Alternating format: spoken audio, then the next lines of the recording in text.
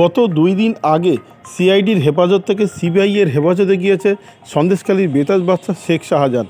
আর তারপরই সক্রিয় হয়ে উঠেছে সিবিআইয়ের আধিকারিকরা। গতকালে গিয়েছিল সন্দেশখালীতে, আজকেও গিয়েছে ফের সন্দেশখালীতে। আজকে সন্দেশখালীর কোথায় কোথায় তল্লাশি চালিয়েছে সিবিআইয়ের আধিকারিকরা, সব বিস্তারিত জানতে পারবেন। আপনারা দেখছেন top Barasat news YouTube channel. সিবিআইয়ের হেফাজতে সন্দেশখালীর বেতাজ বাদশা, কিন্তু এখনও সন্দেশখালী জুড়ে ধরে রয়েছে সন্দেশখালীর বেতাজ বাদশা শেখ শাহজাহানের দাপট, এমনটাই দাবি স্থানীয় মানুষজনের।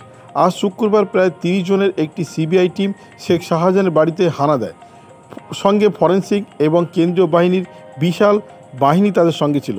ঘটনার দিনে ইডির যে আধিকারিকরা আক্রান্ত হয়েছিলেন তারাও আজকে এই অভিযানে অংশগ্রহণ করেছে। বাড়ির পাশাপাশি ধৃত তৃণমূল নেতার অফিস এবং ঘনিষ্ঠদের বাড়িতেও তল্লাশি চালিয়েছে এবং শেখ শাহজাহানের নামে যে বাজার ছিল সেই বাজারেতেও তল্লাশি চালিয়েছে সিবিআইয়ের আধিকারিকরা। আর এরই মধ্যে সামনে আসছে চাঞ্চল্যকর বেশ কিছু গুরুত্বপূর্ণ তথ্য। স্থানীয় এক বাসিন্দা এক সংবাদ মাধ্যমকে জানান, শেখ শাহজাহানের দাপট এখনও এলাকায় বজায় রয়েছে।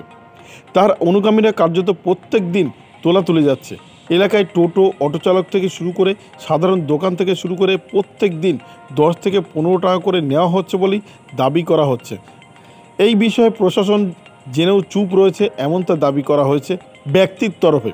অন্যদিকে শেখ শাহজাহানের 2 ঘনিষ্ঠের বাড়িতেও সিবিআই আধিকারিকরা পৌঁছে গিয়েছেন। ধৃত নেতার কল লিস্ট তদন্ত করে 2 জনের নাম পাওয়া যায়।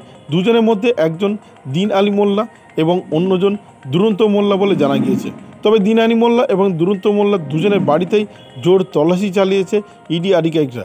2 থেকে প্রায় 3 ঘন্টা মতো তারা এই তল্লাশি অভিযান চালায় 2 জনের বাড়িতে।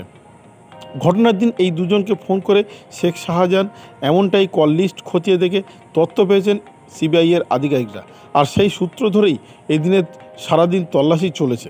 পাশাপাশি সরবেরিয়া সন্দেশখালীর বেতাজ বাদশা নিজের নামে একটি বিশাল বাজার তৈরি করেছিল, সেই বাজারেও এদিন তল্লাশি চালিয়েছে সিবিআইয়ের আধিকারিকরা। সেখানে শেখ শাহজাহানের অফিসে তালা ভেঙে ঢুকে পড়েছে সিবিআইয়ের আধিকারিকরা। কার্যত নথির খোঁজই এই তল্লাশি বলেই সূত্রের খবর। এদিনের এই দীর্ঘ তল্লাশিতে আধুনিক 3D স্ক্যানারের সাহায্যে নিচ্ছেন তদন্তকারী অফিসারেরা, যে ক্যামেরা 360 ডিগ্রি অ্যাঙ্গেলে গোটা এলাকার ছবি তুলতে পারে। ডিজিটাল ছবি তোলা হচ্ছে এই ক্যামেরার মাধ্যমে। অন্যদিকে ফরেন্সিক আধিকারিকরা এলাকায় ঘুরে বিভিন্ন নমুনা সংগ্রহ করছেন, পাশাপাশি ফিঙ্গারপ্রিন্ট খোঁজার চেষ্টা চলছে। সব মিলিয়ে আজ সন্দেশখালীতে ইডির উপর হামলার ঘটনায় একেবারে কোমর বেঁধে তদন্ত করতে নেমেছে সিবিআইয়ের আধিকারিকরা।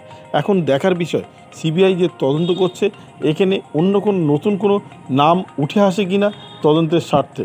এবং নতুন যে আরও একটি তথ্য নতুন করে উঠে আসছে সেটি হলো শেখ শাহজাহানের মোবাইল খোঁজার চেষ্টা চলছে। এখনও পর্যন্ত শেখের মোবাইল খুঁজে পাওয়া যায়নি এবং সেই খুঁজে পেলে আশা করা হচ্ছে সিবিআইয়ের আধিকারিকরা আরও নতুন কিছু তথ্য উঠে আসতে পারে। ভিডিওটি আপনার কোনো প্রকারের উপকারে লেগে থাকে অবশ্যই লাইক, কমেন্ট, শেয়ার করবেন। সেই সঙ্গে চ্যানেলটি সাবস্ক্রাইব করার অনুরোধ রইল। সবাই ভালো থাকবেন, সুস্থ থাকবেন।